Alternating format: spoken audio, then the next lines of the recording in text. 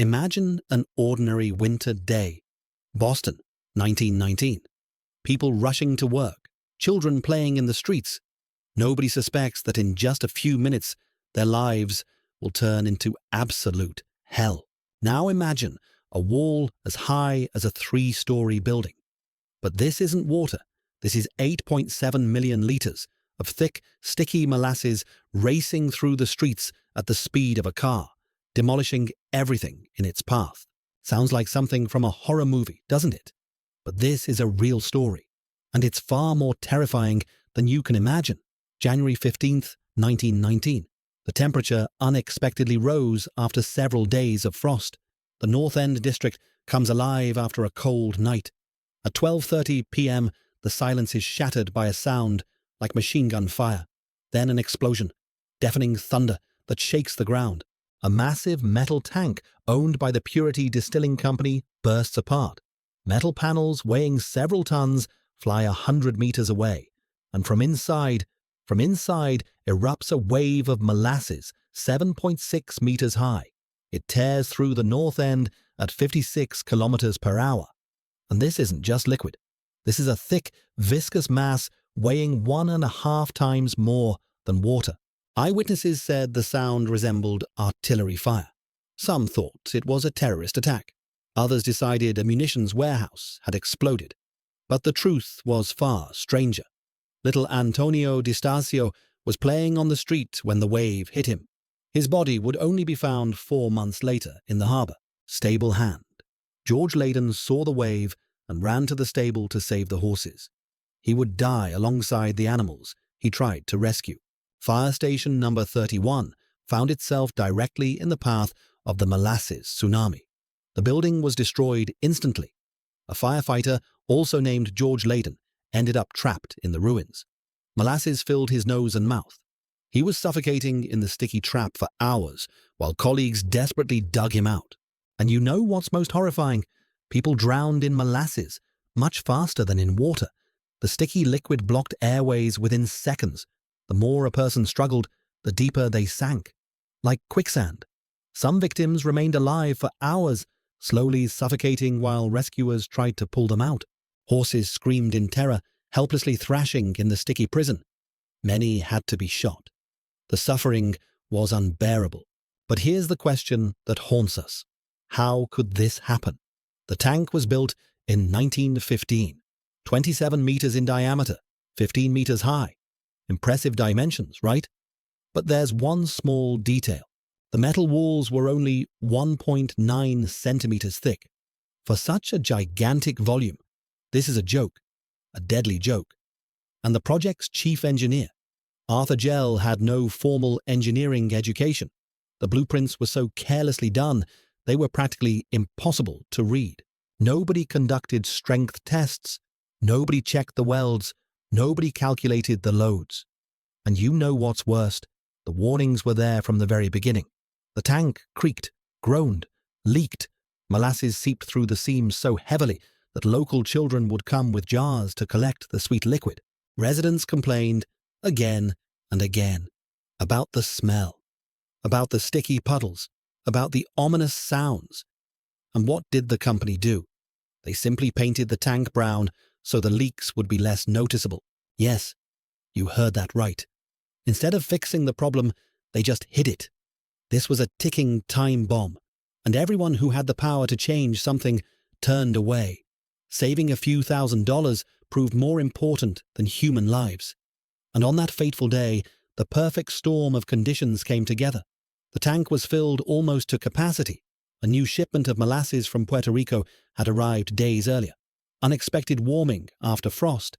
The liquid expanded. Fermentation inside generated additional pressure. And the old, defective tank couldn't take it. Rescuers arrived within minutes. But what they saw exceeded any nightmare. Picture this: streets transformed into a sea of dark brown liquid, depth ranging from several centimeters to several meters, building debris sticking out of the sticky mass. And everywhere, people who needed help. Molasses stuck to everything. To clothing, shoes, tools. Rescuers slipped and fell. Fire hoses clogged. Stretchers got stuck. and the temperature was dropping, making the molasses even thicker and more viscous. Hundreds of sailors from the warship USS Nantucket joined the operation. They worked shoulder to shoulder with firefighters and police. They organized human chains, set up a temporary hospital right on the street. Doctors worked in incredible conditions. Many victims were completely covered in molasses, layers several centimeters thick. They had to be cleaned before help could be given. The search for victims continued for days. Bodies were found for weeks. The last victim was pulled from the harbor only in May, 4 months later. Officially, 21 dead, over 150 injured. But the real number was likely higher. And now the most amazing part. If the rescue operation was difficult, cleaning the city turned into a true nightmare. Molasses covered an area of over 8 hectares. It was everywhere, on buildings, trees, telephone wires, tram tracks. The first cleaning attempts proved almost futile. Molasses couldn't simply be washed away. Cold water made it even stickier. Hot water was needed in enormous quantities. Thousands of workers labored day and night. Shovels, scrapers, brushes. Each square meter took hours to clean by hand. They applied sand, but it just sank into the molasses. Salt, chemical solvents, anything that could help. The transportation system stopped. Trams didn't run, cars got stuck. Parts of streets were closed for weeks. And the most remarkable thing, the city was never able to completely clean itself of the molasses. For years, residents complained about sticky spots on sidewalks. Telephone booths remained sticky. Metal fences retained a thin layer of molasses. On hot days, the sweet smell would emerge again. According to legend that lives on today, on very hot summer days near the site of the former tank, you can still smell a faint trace of molasses. The memory of the tragedy literally seeped into the ground of the North End. But let's return to the question of responsibility. The company initially tried to blame anarchists, claiming terrorists bombed the tank, an outright lie, an attempt to avoid responsibility. But the evidence was irrefutable. The court case lasted almost 3 years, over 3,000 testimonies, thousands of documents, 119 plaintiffs. Experts proved the company knew about the problems. Documents showed complaints from workers and residents. But management took no action. Saving a few $1,000s proved more important than safety. The court ruled in favor of the plaintiffs. The United States Industrial Alcohol Company was ordered to pay over $600,000, equivalent to $10 million in today's money. This was an important precedent. For the first time, a company was held accountable for engineering negligence on such a scale. But no individual was brought to criminal responsibility. Arthur Gell, the unqualified engineer, continued his career. Executives didn't face trial. 21 people dead. And nobody bore criminal punishment, a victory in civil law, but a moral defeat. Yet this tragedy changed everything. Building codes were radically revised. Mandatory engineering inspections for large industrial structures were introduced. Projects now had to be approved only by licensed engineers. Every major structure required strength calculations, material testing, independent supervision. Corporate legal responsibility changed. Business was forced to take safety more seriously.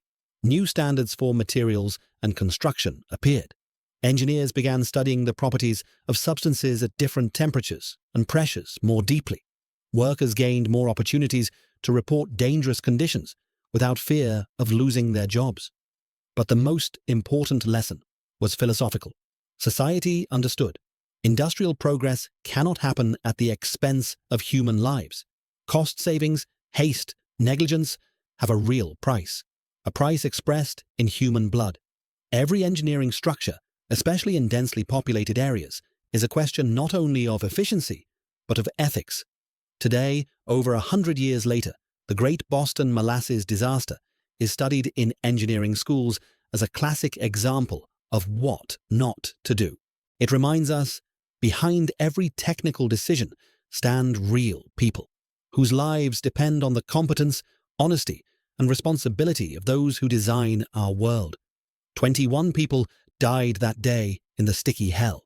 Dozens of horses, hundreds injured, and a city that couldn't wash away the sweet nightmare for years. This isn't just a story about molasses. This is a story about the price of human negligence, and a lesson we must never forget.